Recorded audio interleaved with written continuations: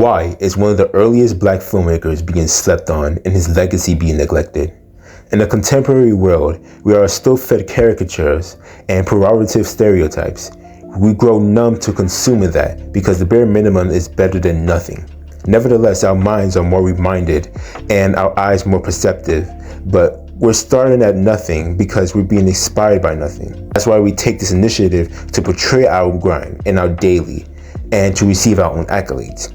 However, I wanted to know and comprehend the works of this black filmmaker, OSCAR MICHAEUX, who was scornful to white cinema, the man who had to capture the habits that came with the golden hour of intolerance and animosity, and how those outer influences corrupted the body and soul of how our own people interact with each other, and how those traits are unfortunately thriving today. So me exploring OSCAR MICHAEUX's work is definitely not for younger black scholars of cinema to avoid him. Birthright introduces us to Peter, a light-skinned Harvard graduate who decides to bring his newfound virtues and morals back to his corrupt hometown.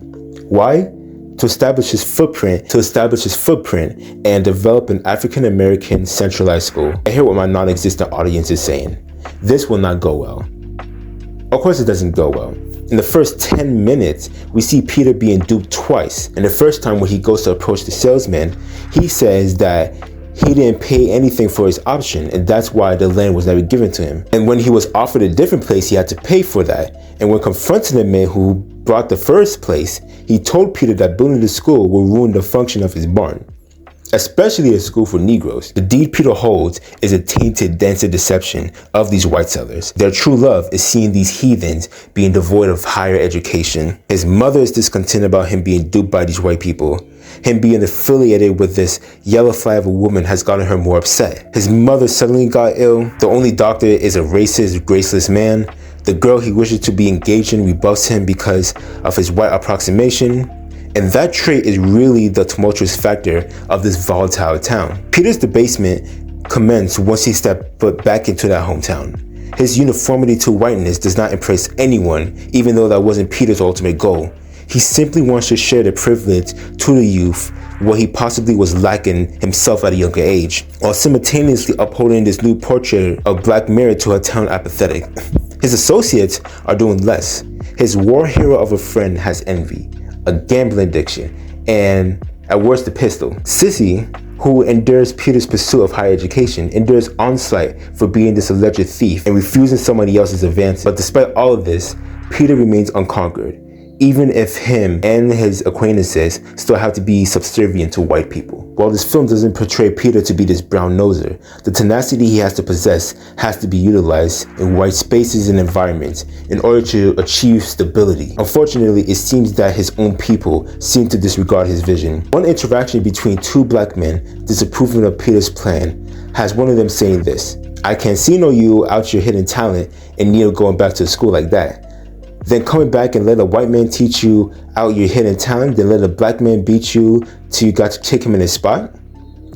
And that's practically disregarding his blackness, which some still do. One of the jobs he has the opportunity to get is working as a security to one of the richest men in town. And that is where he encounters the female Uncle Ruckus. Captain Renfrew, the man who offers the secretary position to begin with, almost appears to be one of the good ones, before becoming aware of Peter's and Sissy's engagement. He warns him not to get engaged to that girl, not because of her being a thief at first, but because of her being a negress. Then he goes off in this weird monologue about the downfall his children will endure having a black woman as their mother. Your son growing up under a brown veil, their sad forms beneath the shroud marching away to God knows where. Peter has to be either wise and good in a town that is insufficient of that. And that comes with constant reproach and indignity. He never gets to that level. And unfortunately, that humility is the only way he remains triumphant. I think that's what Birthright is at the end of the day. An ode to the black educationists and scholars that had to be the undertakers and had to be in employment in these racist systems. The path of being this executioner is not a white road. There was no spontaneous divination that led to immediate uprising and effective results.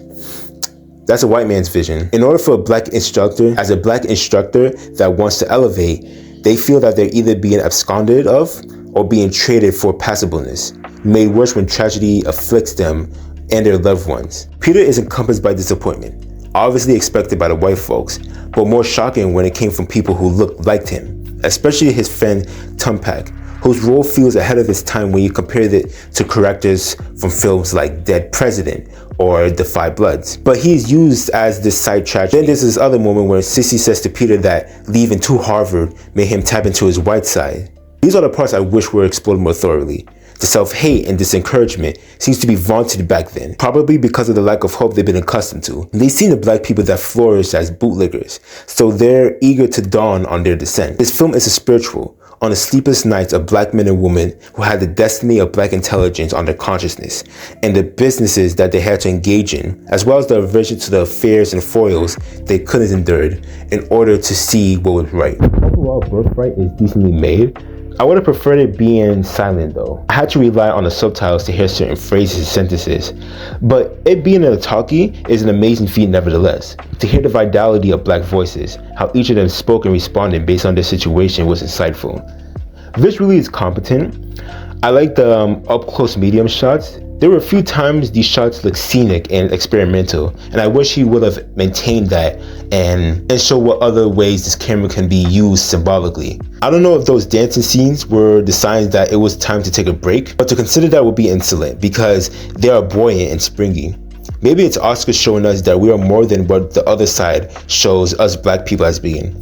Even at our most sick and wounded, the culture remains flourishing. The acting in this film borderlines being antique. The only remarkable one here is the actress playing Sissy, as she's definitely the standout. Birthright is about allowing yourself, your body and mind to challenge yourself and be reminded of the vileness, while at the same time opening gates to opportunities for you and your community to elevate.